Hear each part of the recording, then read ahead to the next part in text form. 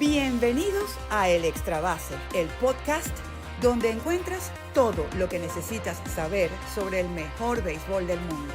Análisis, entrevistas, debates y mucho más en el podcast El Extra Base. Este podcast llega a todos ustedes gracias a Banesco, siempre contigo.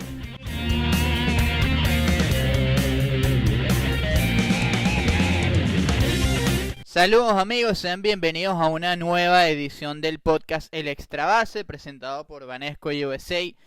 Daniel Álvarez junto con Víctor Boccone en un nuevo capítulo, por supuesto muy emocionados por hacer lo que nos gusta, que es hablar de pelota. Y hoy con un episodio muy especial en el que vamos a estar hablando de uno de los que estaba llamado a ser uno de los grandes lanzadores del 2019, comandando la rotación del equipo campeón del 2018. Lastimosamente para él, para el espectáculo, para el juego, para su equipo no ha podido ser así por lesiones, por malos momentos, no se ha encontrado a sí mismo. Y cuando parecía que entraba en su mejor momento de la temporada, termina lesionándose, tiene una inflamación en el codo, por la cual no va a requerir tomillón, pero que parece que se pierde toda la temporada 2019. También estaremos conversando sobre lo que dejó esta serie entre los Dodgers y los Bravos de Atlanta. Sobre todo, más allá de lo que haya dejado la serie, es cómo vemos estos dos equipos de aquí al resto bueno, por lo que queda de la temporada. Y al final tenemos una entrevista muy especial con un miembro del Salón de la Fama de Cooperstown, como lo es el señor Jaime Jarrín, un hombre con una historia interesantísima, porque usted no ve figuras de Sudamérica en el béisbol más allá de Venezuela, Colombia y Brasil, que hay sus grandes ligas. Pero ahora vemos a Jaime Jarrín, que no es de ahora, es de más de 60 años, con el equipo de los Dodgers de Los Ángeles, porque él es ecuatoriano y es el narrador de los Dodgers, es la voz en español de los Dodgers. Y bueno, Mari Montes conversó con él para el Extra Base, para el podcast. Y bueno, eso será todo lo que tendremos hoy. Víctor, bienvenido. Saludos Daniel, amigos del Extra Base. Una vez más agradecido de poder estar juntos llevándoles a cabo este podcast que, bueno, con tanto cariño hacemos semanalmente sobre, bueno, lo más importante, ¿no? Lo que está sobre la mesa y tal cual, como lo dices tú, para comenzar de una vez sin más preámbulos, hablar de Chris Sale, que prácticamente ha sido una gran decepción para muchos. Y bueno, vemos la temporada tan desastrosa que ha tenido el zurdo de los Medias Rojas. Ha sido la imagen y semejanza, el reflejo de los Medias Rojas en esta temporada 2019. Sí, Víctor, lastimosamente como ya lo decíamos, para todos esta ha sido una temporada para el olvido por parte de Chris Sale, que empieza por todo lo alto con una extensión de contrato a 2 semanas de empezar el sprint training. A 2 semanas de terminar el sprint training, mejor dicho. Quizás un poquito menos. De hecho, por esos días estábamos en Fort Myers, muy cerca de Chris Sale. Había anunciado que iba a abrir el Opening Day. Y bueno, terminó a los pocos días firmando una extensión de contrato. Pero todo empieza mal desde el inicio, con una salida entre los Marineros de Seattle en la que le anotan 7 carreras limpias. Tuvo una muy buena en Oakland de 6 innings y una carrera limpia permitida, y ahí decíamos, bueno, ya pasó la página, fue solamente algo de una apertura. Pero de ahí en adelante fue en decadencia Chris Sale. ¿Y qué notamos con él? Bueno, su recta baja en promedio. Sus picheos quebrados no estaban en su mejor forma. Y bueno, era un lanzador al que le estaban dando muchos batazos, que estaba muy franco. No, digamos, no tanto con las bases por bola, sí pudo estar controlado. Tuvo una apertura en contra los Astros de Houston, donde permitió 5 en 5 y un tercio, pero de resto, 1, 2, 3 como mucho, y no, digamos, eso no es un número que sea tan alarmante. Pero sí, vimos una decadencia por parte de Chris Sale. ¿Qué pasa ahora con este equipo de Boston? Bueno, que es un conjunto que, si ya de por sí su mejor lanzador estaba pasando por un mal rato en toda la temporada, esto termina para mí siendo el clavo del ataúd, porque después de Chris Sale no hay nadie en esa rotación de los Medias Rojas de Boston que pueda darle cada 5 días una garantía de que puede ganar. No tienen ese stopper, como le dicen, esa persona que puede parar una mala racha. Y salvo Eduardo Rodríguez, ojo, lo de Eduardo ha sido tremendo, pero no al nivel de Chris Sale. Su efectividad ha venido subiendo en los últimos encuentros, no ha estado tan fino. Y toda la rotación de Boston ha tenido problemas. Y ahora es un equipo que se encuentra lejos en la división del Este, a 16 juegos de su archirrival los Yankees de Nueva York, y en el wild card de la Liga Americana está a 6.5. Y ya viene septiembre, se empieza a hacer tarde, y es un equipo de Boston que su ofensiva responde en todo momento, pero su picheo, Víctor, va cayendo, y ahora con Chris Sale mucho más. Sí, es que definitivamente uno hace una parada y se pone a ver los números de Chris Sale de esta temporada, Daniel y amigos del Extra Base, y han sido cada vez peor. Ese primer mes de campaña, creo que esa salida que tú mencionas frente a los Marineros de Seattle, que le anotan 7 carreras, fue un presagio de lo que sería ese primer mes. Termina con 5 derrotas y sobre 6 de efectividad, 6.30 para ser más exacto, producto de 21 carreras limpias en 30 innings, 7 cuadrangulares y 10 boletos, algo nunca visto en este lanzador. Además que ha sido un lanzador que durante toda la temporada ha sido explotado en apenas 4 innings. Tú te pones a ver la efectividad por cada inning que ha presentado Chris Sale y ok, puede comenzar, digamos que bien, con un 3.60 de acuerdo a los números que él ha registrado en los primeros innings de esta temporada. Luego, en el segundo inning, digámoslo así, ha sido el tramo que mejor le ha ido en esta temporada con 1.44, pero ya en el tercero y cuarto están, digamos, considerados los peores innings para Chris Sale en esta temporada. Entonces, como tú lo dices, es un pitcher que no ha mostrado consistencia, lo han descifrado muy rápido y digamos que lo envían a las duchas en apenas 5 innings o menos. ¿Ok? De hecho, si tú te pones a ver, de acuerdo a los juegos de esta temporada, solo para ser más exactos, déjame, aquí estoy buscando, sí, en apenas 21 salidas, perdón, en 11 salidas, ha lanzado por encima del quinto inning, del quinto episodio. Entonces ya eso te deja a pensar muchísimas cosas. ¿Qué estará pasando? Tú hablas de la recta que ya la velocidad va bajando, va mermando. Y bueno, si lo ponemos a comparar con el caso de Félix Hernández, que hubo un momento dado que su recta apenas llegaba por debajo de las 90 millas, se va a convertir en un pitcher muy vulnerable. Esperemos que no sea así, sobre todo por lo que le resta de contrato con los Medias Rojas de Boston. Además que, como lo dices tú, ya se hace tarde para pelear por un cupo en la postemporada y hay muchas cosas que estudiar sobre este lanzador Chris Sale.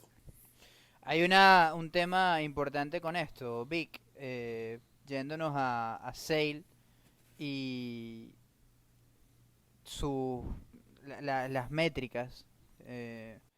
Cuando uno ve cómo ha bajado mucho la velocidad, un lanzador que el año pasado en su recta promediaba 95 millas, este año promedia 93. Esto de acuerdo con Baseball Savant, la página de StatCast de MLB.com. Su slider se ha mantenido prácticamente igual. El sinker sí ha subido un poco la velocidad. Pero ¿qué termina sucediendo con Sale? Bueno, que hay algo clave que tú estás mencionando. Su actuación después del segundo inning. Cuando uno ve los números, y esto lo puede observar de acuerdo con los splits de Baseball Reference, lo que ha sido el 2019 para Chris Sale. En el primer inning, 360 de efectividad. Ojo, la efectividad no es la, digamos, para mí nunca, no es que nunca, sino que digamos que a veces puede ser engañoso. Y por eso hay otras estadísticas para verlo. Pero aquí es abismal la diferencia. Primer inning 360, segundo inning 144.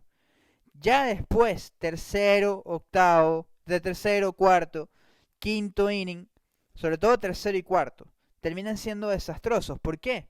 Tercer inning 8.28 la efectividad, cuarto inning 7.23. ¿Qué quiere decir esto? Esto quiere decir que la primera vez que está enfrentando al oponente, esto, o sea, lo que es la primera vez enfrentando a la alineación, sencillito. La primera vez que los enfrenta, sus contrarios le batean para 1.66. La segunda vez le batean para 300. Es decir, los bateadores están haciendo el ajuste contra Chris Sale. Y ese ha sido un gran problema para él. Ha forzado muchísimo más.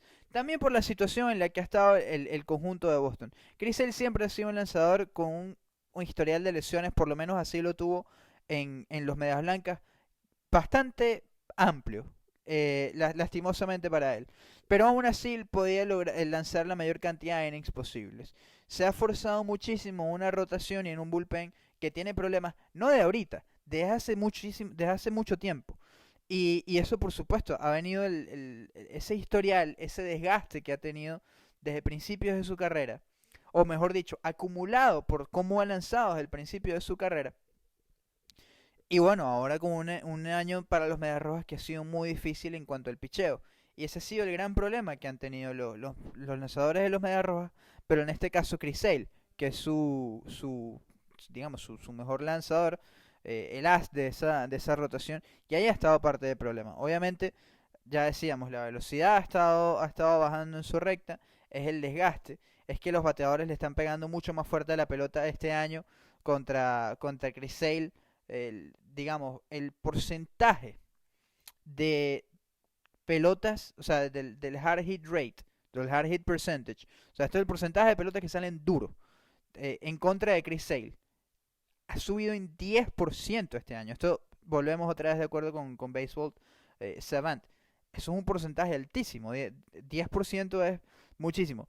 0.6% de las pelotas que están en el barrel. El barrel es digamos, cuando le pegas en la maceta. Este año le han conectado 28 pelotas de ese tipo. 28. Y que uno dirá, bueno, son apenas 3 más que el año pasado, que lanzó muy bien. 2 menos que, o mejor dicho, 7 menos que su peor registro. Pero ¿qué es lo que pasa con Chris Sale? Que el año pasado le estuvo lanzando toda la temporada. Este año ya tiene 3 más y está lanzando. A ver, todavía no hemos terminado el mes de agosto. Entonces ese ha sido uno de los grandes problemas que ha tenido Chris Sale en este 2019. Lastimosamente para él ya, bueno, no tiene arreglo al menos para este año. Lo mejor yo creo que le puede pasar, bueno, es ahora que se tome ese tiempo de descanso, que tenga un off-season que sea diferente, con menos carga quizás, pero hay que irlo llevando con cautela porque su temporada muerta va a ser mucho más pesada porque le va a tocar afrontar una rehabilitación que no va a ser para nada fácil y va a tener que poner un trabajo en el off-season quizás mucho más pesado al que cualquier otro jugador y eso hay que tener cuidado del sprint training, sobre todo sabiendo la exigencia que tienen estos lanzadores de los Medias Rojas de Boston en una división tan complicada como la del este de la Liga Americana.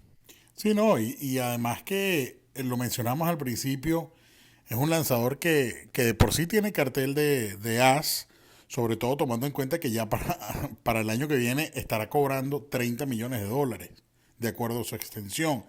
Pero si tú te pones a ver esa rotación de Boston, necesariamente tiene que haber una movida de mata, porque ninguno de los abridores de Boston, o por lo menos lanzadores que al menos han abierto un partido en esta temporada, tiene por debajo de 4 de efectividad. Y estamos hablando que el mejor es Eduardo Rodríguez, con todas sus altas y bajas. Entonces, ha sido un golpe muy duro para los Medias Rojas el no tener a su as en unas buenas condiciones, unas condiciones que se vio pues en el 2018 cuando terminó la temporada con 12-4 y 2.11 de efectividad. Incluso en esa carrera por el Cy Young terminó de cuarto lugar. Entonces, digámoslo así, que prácticamente ha tenido muchos problemas. Ciertamente tú mencionas que Chris Sale ha tenido un aumento o se ha mantenido por lo menos la cantidad de picheos quebrados.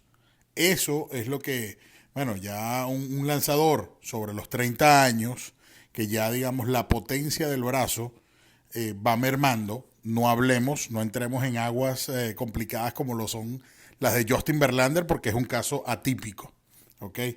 Para mí, Justin Verlander es uno de los mejores lanzadores en la actualidad, pero sí, o sea, ya yo creo que va a tener que reinventarse Chris Sale en caso tal de que no, bueno, de que sea lenta esa recuperación del codo, porque estamos hablando que es una lesión sumamente de cuidado en cuanto a la recuperación, que puede que cuando regrese no sea el mismo y va a tener que aplicar la maña propiamente, el picheo más uso de picheos quebrados, slider, sinker, curva, el mismo cambio y bueno, hacer un poco, dejar a un lado la fuerza del brazo con las rectas. No, pero ahora le toca bueno, eso como tú lo dices, el reinventarse y no es que sea aprender a lanzar, pero es prácticamente hacerlo así, porque bueno, obviamente no es el mismo estilo y vemos como Verlander, otra vez un caso diferente, pero Zach Greinke, por ejemplo. Un momento en Exactamente. el que a lo mejor parecía que Zach Greinke no iba a estar a ese nivel otra vez y logró eh, mejorar y subir y bueno, después de esta temporada del 2015, excelente con el equipo de los Dodgers de Los Ángeles, se termina afianzando como uno de los mejores lanzadores en todo el béisbol. Hablando de este equipo de los Dodgers, hay que irnos a lo que están haciendo en este momento, que son sin duda el mejor equipo en toda la Liga Nacional, que la única falencia, entre comillas, puede ser su bullpen, pero hay que sincerarnos, no hay un solo equipo en este momento que no tenga problemas con su bullpen. Unos Sí, más graves que totalmente. otros más notorios que otros, porque, bueno, digamos, obviamente la gente no está tan pendiente del bullpen de los Orioles, o de Kansas City, o de Detroit, o de Miami, o de Toronto, sabiendo que bueno, son equipos que no van a ganar tantos juegos tengan el bullpen que tengan. Obviamente, eso puede prevenir o puede preservar otras victorias que eh, otros equipos no, por supuesto, pero no hay un equipo que esté a salvo con su bullpen y más a esta altura. Y esto yo lo creo, Víctor. ¿Por qué? Porque por un momento vimos el factor del bullpening y cómo los equipos fueron usando a sus relevistas desde temprano en situaciones de juego. Es verdad que hay planes con los lanzadores, todo esto, pero a los abridores hay que exigirles más que lleguen lo más lejos posible, porque cada vez pueden llegar menos y esto es mucho más exigencia para el bullpen. Hemos visto este año casos como de Craig Counsell usando a Josh Hader en un séptimo inning contra los Marlins de Miami. ¿Qué necesidad tiene Craig Counsell de hacer esto en mayo? Sí. Ninguna, absolutamente ninguna. Eh, y eso pasa con varios equipos. Los Dodgers están en mejor posición que nadie en la Liga Nacional. Yo los veo prácticamente sin ningún problema. Pero ahora tienen que trabajar con ese bullpen. ¿Y quién acompaña a Kenley Jansen? Bueno, es una rotación que está completa prácticamente. Con Kershaw, con Ryu, con Buehler, con Hill, con Stripling, con otros lanzadores que van a estar ahí. ¿Qué viene ahora? Bueno, pasan a Dustin May al bullpen, donde parece que es ahí donde lo pueden usar, como en algún momento los Dodgers lo hicieron con Walker Buehler, antes de convertirlo en abridor en grandes ligas, estos finales de 2017. Ujú. Pero hay que tener muchísimo cuidado con esto, porque ahí es donde se les puede escapar algún chance de serie mundial a los Dodgers, que esta vez no pueden darse el lujo de llegar y perder otra vez. Sí, no, es que nos ponemos a analizar el picheo de los Dodgers, sobre todo la rotación, es una rotación que está hermética. Comparándolo con otro equipo de la Liga Nacional, creo que los Bravos de Atlanta pudieran darle esa pelea, sobre todo porque son el equipo que más parejo está con los Dodgers en cuanto al bateo. Sin embargo, con esos tres, con ese tridente, entre Hyun Ryu, Walker Buehler y Clayton Kershaw, estamos hablando de 34 victorias. Ciertamente las victorias hoy por hoy es un número más, ¿ok? Sin embargo, son tres lanzadores que bueno, han vivido múltiples postemporadas, sobre todo Clayton Kershaw y Walker Buehler en las últimas dos series mundiales. Entonces que ya tienen pues ese guáramo. Y ciertamente el bullpen, viendo las estadísticas de cada uno de los miembros de ese cuerpo de lanzadores, Kenley Jansen, a pesar de ser considerado uno de los mejores cerradores, no tiene buenos números para un cerrador. Tiene una efectividad de 3.59, producto de 19 carreras limpias en 47 y 2/3, 26 salvados. Pedro Báez ha sido el hombre que, bueno, acompaña ahí a prepararle el terreno a Jansen, al igual que Joe Kelly, que, bueno, ahorita que estábamos hablando de los Medias Rojas, llegó desde los Medias Rojas en el receso de temporada. Tal cual como dices tú, Dustin May ha mostrado pues que tiene madera para quedarse arriba, pero tiene que ir poco a poco, tiene que ir aprendiendo poco a poco y sin duda alguna, si ese bullpen responde a la hora de la chiquita, una vez que ya estemos en postemporada, cuidado con los Dodgers, es un equipo que está muy aguerrido. Lo que ha hecho Cody Bellinger esta temporada ha sido impresionante. Y bueno, no hace falta indagar mucho o ponernos a revisar tantos números en cuanto a la ofensiva. De hecho, es el mejor equipo. Está pues junto con los Bravos entre los 5 mejores en cuanto a promedio de bateo. En jonrones es el mejor equipo de la Liga Nacional con 218 cuadrangulares. 42 de esos 218 son de Cody Bellinger. Pero es un equipo que batea muchísimo y que cualquiera te puede matar la partida, como decimos en criollo. Entonces es necesario que Dave Roberts mueva esas piezas muy bien, sobre todo si finalmente quiere levantar un trofeo en la Serie Mundial. Ahí, obviamente, los Dodgers son el favorito para llevarse este torneo, este torneo, esta temporada. Um, pero obviamente va a tener sus contrincantes que no se la van a poner fácil. Y yo no veo uno más claro en ese sentido que los Bravos de Atlanta. Me parece que son el equipo que en mejor posición está para darle algún tipo de pelea a este conjunto de los Dodgers. Pero volvemos otra vez al mismo tema, Víctor. El bullpen de los Dodgers, de los Bravos, ha sido un desastre toda la temporada.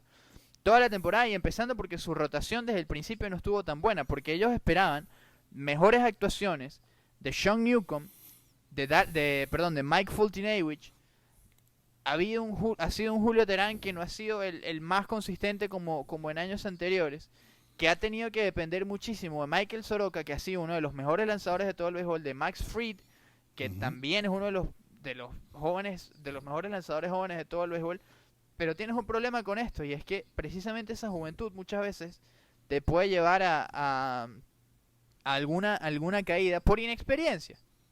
Más que todo por eso, porque a lo mejor sus cuerpos no están del todo para aguantar una temporada así. Sabemos que eso ocurre mucho, y sobre todo en esta altura de la temporada. Y tienen que tener muchísimo cuidado con esto. Por eso van y firman a Dallas Keuchel, pero no ha estado tan fino como ellos esperaban. Y ese ha sido un gran problema. La ofensiva ni se discute. Con Ronald Acuña, uno de los mejores jugadores de todo el juego, de todo el béisbol, en su line-up como primer bate, es letal. Alvis, Donaldson, que ha sido quizás después de DJ LeMahieu la mejor firma de todo el offseason. Freddie Freeman, y para usted de contar.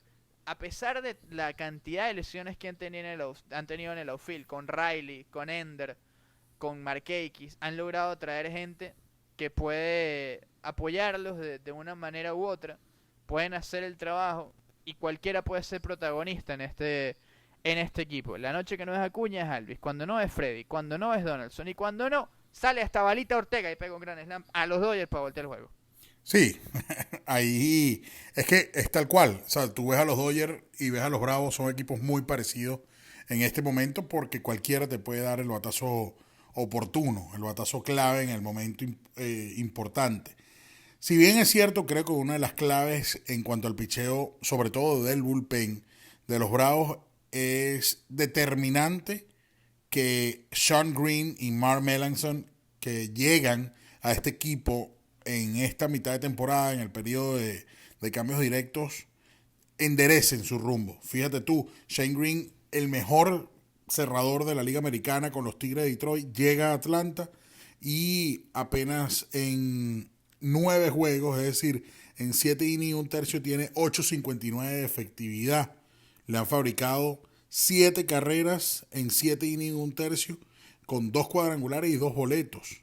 ¿Ok? Entonces, eso va a ser importante, que enderece el rumbo, porque para eso llegaron, ¿no? Para reforzar ese bullpen que estaba descalabrado. Ahí, si a ver, vamos, el Luke Jackson ha servido como el cerrador ahí intermitente del equipo con 18 salvados, pero ninguno de estas dos piezas ha podido responder tal cual como ha querido pues el manager Brian Snitker. Eso va a ser muy clave, sobre todo en estas horas finales y una vez que comience la postemporada, cuando todo comienza de cero.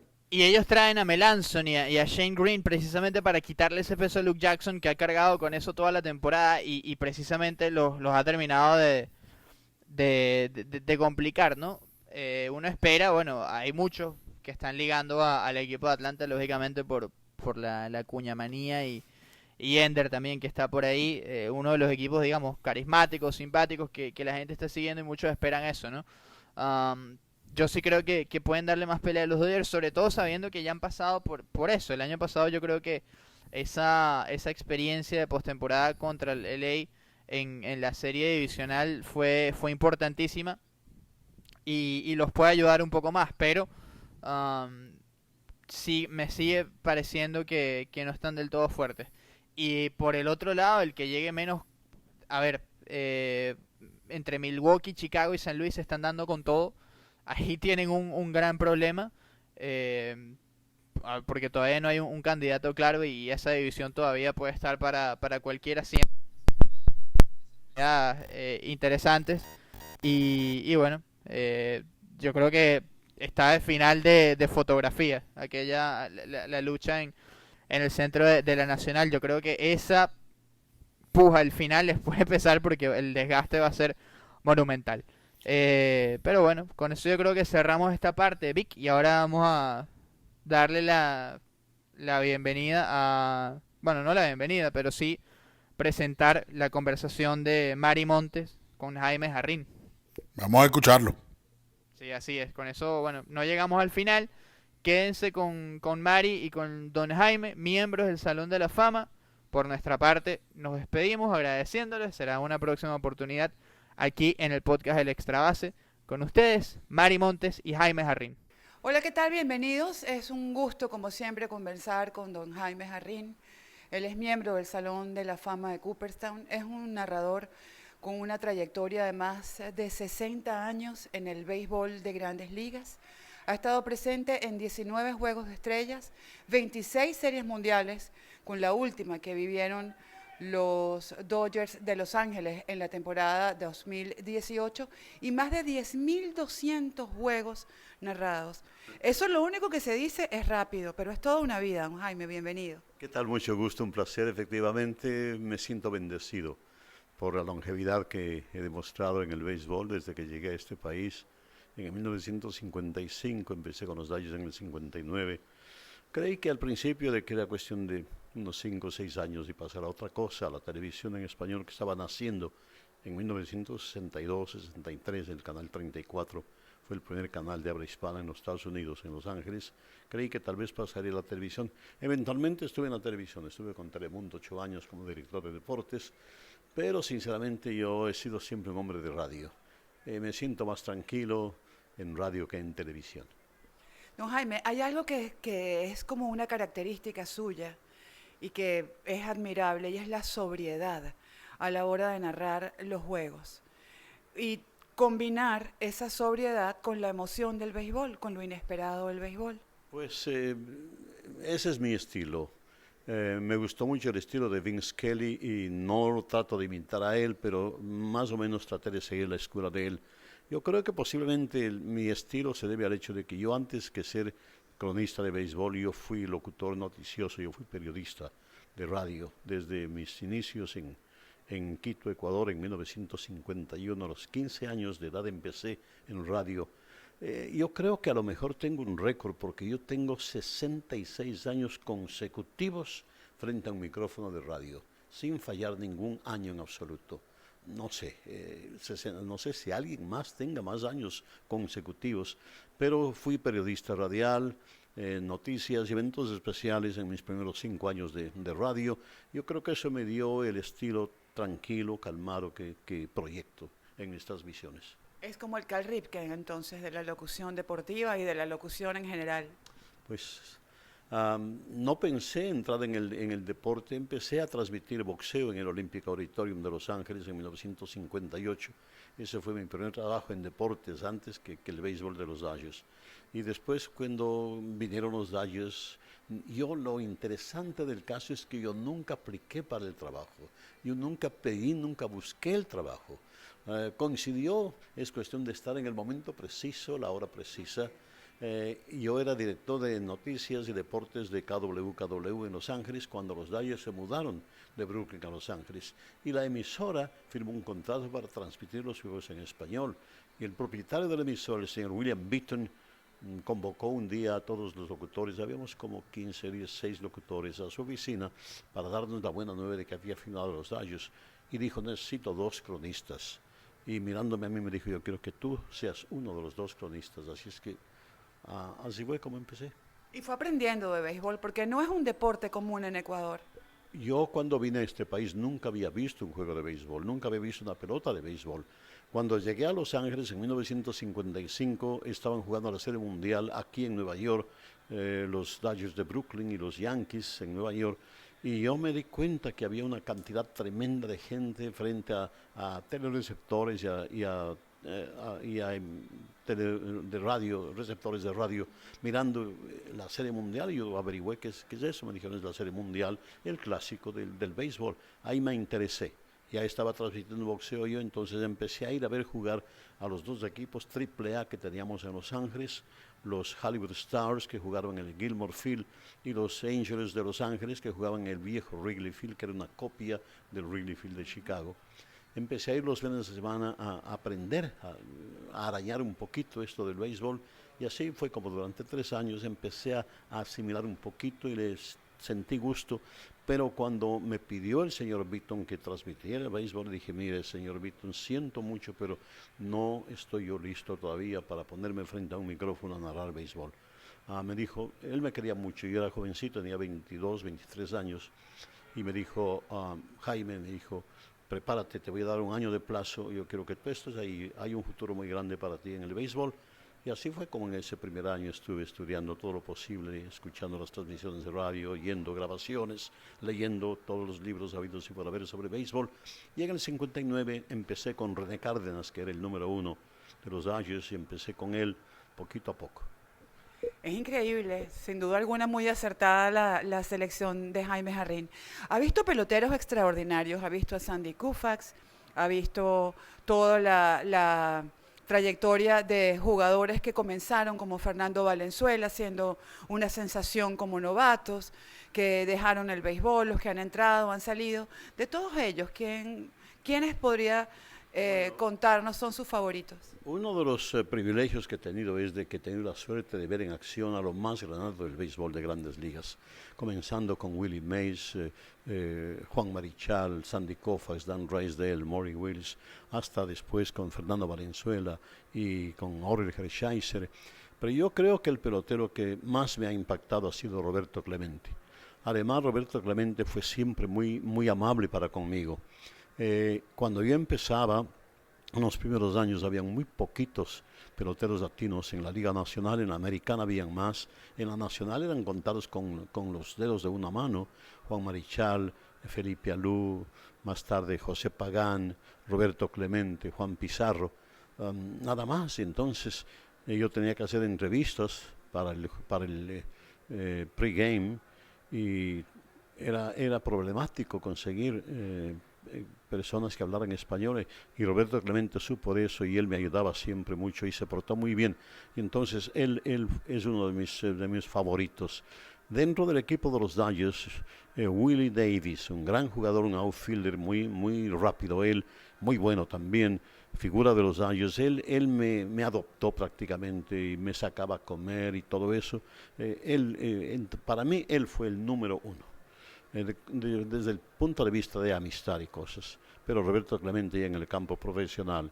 Luego pues he visto a Bob Gibson, a Marichal, a todos, a Tom Seaver, a Randy Johnson, a todos ellos en verdad. Y Sandy Koufax entre los zurdos, lo máximo que hemos visto. Lamentablemente su carrera fue bastante corta, únicamente 6 años, pero fue un jugador fuera de serie.